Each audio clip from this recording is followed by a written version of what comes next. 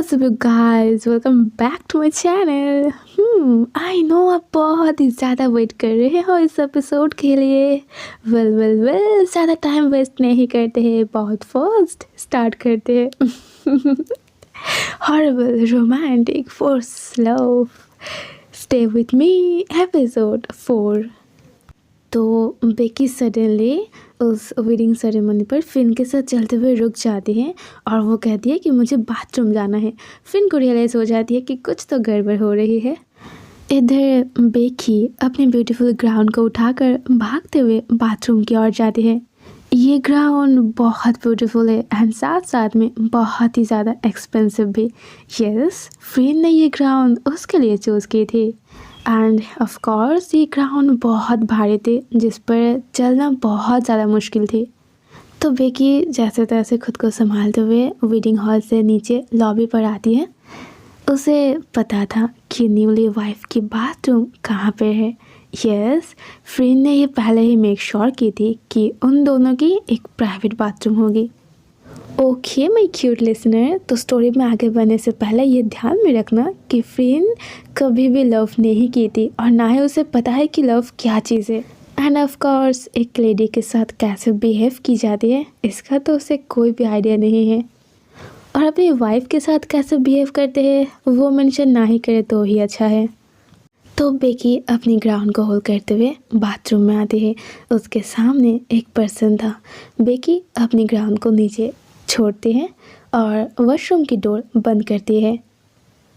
I can't believe तुम उसके साथ शादी कर रहे हो, वो पर्सन कहता है। वो और कोई नहीं, वो था नोप। तुम उसके साथ कैसे शादी कर सकते हो? बेकी रो पड़ती है। नोप कहता है, मैं अब क्या करूँ? 3 वीक्स पहले मुझे ये मैसेज मिला कि तुम मुझसे ब्रेकअप कर रहे हो और रीज़न क्या है कि तुम्हें टाइम चाहिए। और उसके बाद नाउ मैं अपने डैड से सुना कि तुम शादी कर रहे हो मिस फ्रिन सरोजा के साथ। तुम क्या कर रहे हो Becky? I thought we are in love. Becky झूठ कहती है। I love her. No you don't, you love me, Noop कहता है। बेकी रोते हुए अपने हेड को नीचे करती है। नूप उन दोनों के डिस्टेंस को क्लोज करता है। उसके पास जाकर उसके हाथ और उसके फेस को होल्ड करते हुए कहता है, प्लीज़ बताओ मुझे, आई डिज़र्व टू नो, क्या तुम मुझे प्यार करते हो बेकी? बेकी और होल्ड नहीं कर पा रहे थे, वो कह देती है कि यस, वो उसे लव करती है। नूप के साथ उसकी मुलाकात हुई थी लंदन पे जब वो दोनों ही आर्ट स्कूल में था। Then they fall in love with each other और उन दोनों ने लॉन्ग डिस्टेंस रिलेशनशिप को स्टार्ट कर दी थी। फिर धीरे धीरे वो 1 साल बीत गया था। बेकी की मॉम यानी कि फ़ोन को ये पता था पर उसकी डैड को नहीं। मेरे डैड को कैंसर हुआ है, बेकी रो पड़ती है।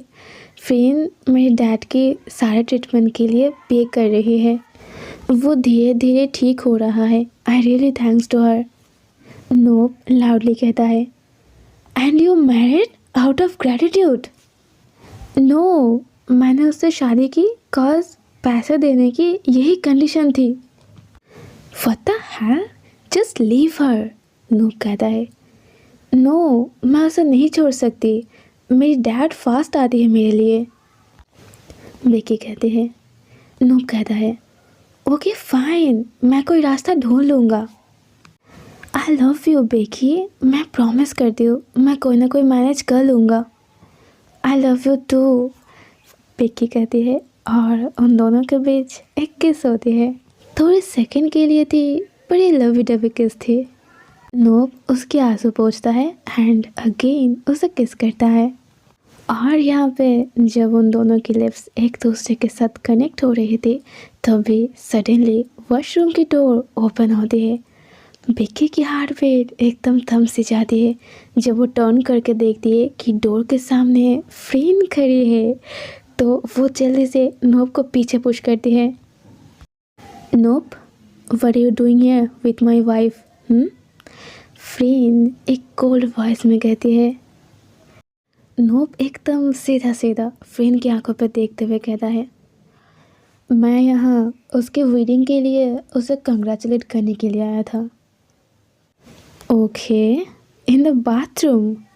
तुम्हें नहीं लगता कि ये थोड़ी वियर्ड है? फ्रेंड कहते हैं। किसी को कुछ समझ नहीं आ रहा था कि आखिर इस टाइम पे क्या बोलेगा। तभी फ्रेंड जल्दी से कहती है, नोप, तुम्हारे डैड तुम्हें ढूंढ रहा है, you should go first and find him. Nope note करता है और वहाँ से चला जाता है। फिन तब तक वेट करती है जब तक वो चला नहीं जाता है। नोप जाने से पहले भी एक बार टर्न करता है और बेकी को कंग्रेचुलेशंस कहता है। बेकी सॉफ्टली थैंक यू कहती है। नोप चला जाता है। फ्रेंड पहले श्योर होता है कि वो चला गया है, फिर वो डोर को लॉक करती है। वो यहाँ पे क्या कर रहा था? फ्रेंड क्लियरली कहती है, वो मुझे कंग्रेचुलेशंस कहने के लिए आया था। Do you think I am stupid? Friend loudly कहती है। फ्रेंड, बेकी सॉल्विट करती है। लंदन की आर्ट स्कूल पर तुम दोनों की मुलाकात हुई थी। उसके बाद तुम दोनों रिलेशनशिप पे थे, आई थिंक लास्ट 3 वीक तक। मुझे सब कुछ पता है। I am not an idiot Becky, I know everything. But मुझे जानना है। Now I am gonna ask you again, what was he doing here? मैंने आपसे कहा ना, वो मुझे कंग्रेचुलेट करने के लिए आया था, बेकी धीमी आवाज़ में कहते हैं। You better off not lying to me. Friend उसे वार्न करती है।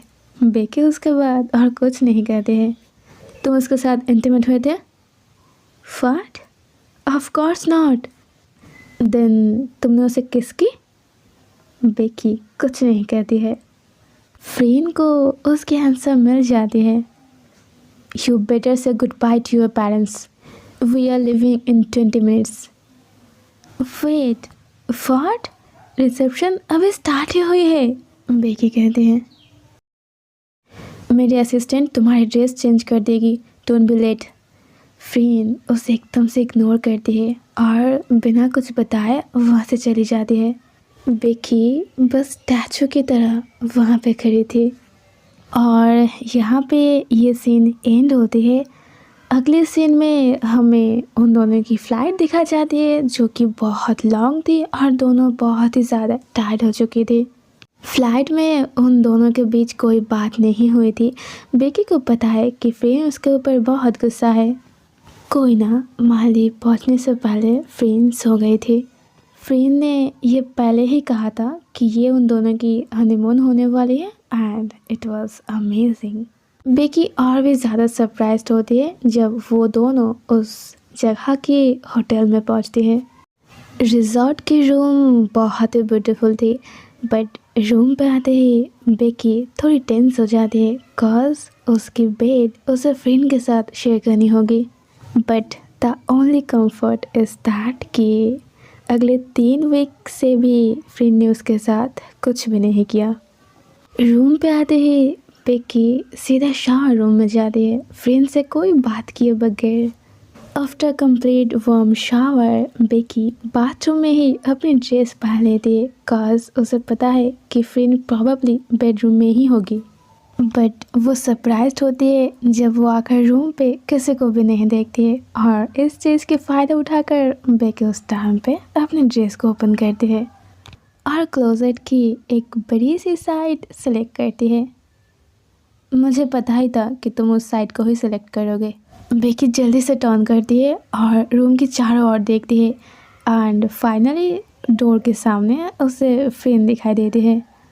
बेकी यस कहती है, अपनी काम ख़त्म करती है और बेड की एक साइड पर जाकर बैठ जाती है।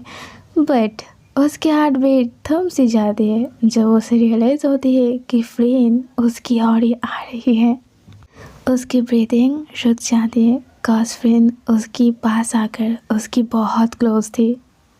बट यही काफ़ी नहीं थी, वो बहुत ज़्यादा शॉक्ड होती है जब वो अपनी आंखों के सामने फ्रेंड को अपनी पैंट की बेल्ट ओपन करते हुए देख रही थी। What are you doing? Becky कहती है। You getting me off? Friend कहते हैं। नो वेट, तुमने कहा था कि तुम 3 वीक तक वेट करोगे, बेकी जल्दी से कहती है। फ्रेन भी जल्दी से उसकी आंसर देते हुए कहती है, and you also said you would be faithful to me. Fren कहती है और अपने पैंट को वो नीचे अपने नीज पर पुश करती है। I really don't care how we do it, but ये खोलने के लिए तुमने ही मुझे मजबूर किया है। फ्रेन कहती है। बेकी की हार्ट बीट उस टाइम पे बहुत ज़्यादा मूव कर रही थी। Now she really had no choice but one thing for sure, वो किसी भी हाल पे उसके साथ इंटीमेट नहीं होगी। Fine, I lead you. Becky जब कोई रिस्पॉन्स नहीं कर रही थी तो फ्रेन कहती है। फ्रेन बेकी के दोनों हाथ को होल्ड करती है और उसे पुल करके अपनी एब्स पर रखती है। बेकी रियलाइज़ करती है फ्रेन की टच से उसके फिंगर्स मूव कर रहे हैं। फ्रेन उसकी थोड़ी और क्लोज जाती है, थोड़ी झुकती है और अपने मेन पॉइंट को ओपन करती है। बेकी की आइज़ वहीं पर रुक जाती है। इट वॉज सो बिग, उसने ऐसा चीज़ पहले कभी नहीं देखी थी। फ्रेन बेकी के हाथ को नीचे ले जाती है और उसके मेन पॉइंट पर रखकर उसे उसकी चारों ओर घुमाती है। फ्रेन जैसे उसके हाथ को घुमा रहे थे, बेकी अपने हाथ पर धीरे धीरे कुछ अलग फील करती है और फ्रेन एक हल्की सी आवाज़ करके एक सॉफ्ट वेट किस करने के लिए बेकी के नेक की ओर झुकती है। फ्रेन की वो किस बेकी रियलाइज़ करती है उसके नेक की स्किन पर मानो कुछ जल रही है एंड साथ ही साथ वो अपने दोनों लेग के बीच कुछ मूवमेंट फील करती है। फ्रेन बेकी की हाथ छोड़ देती है। बेकी की बॉडी फ्रेन के फिंगर्स के लिए प्लेस बना देती है। बेकी की वॉइस भी शेक करती है और वो भी लिटिल मौन करती है जब वो रियलाइज़ करती है कि फ्रेन के फिंगर उसके शर्ट के नीचे उसके चेस्ट पर मूवमेंट कर रही है। फ्रेन हल्के से बेकी के नाम लेती है और उसकी पूरे नेक पर किस करती है, बाइट करती है और उसकी पल्स पॉइंट पर लिक करती है।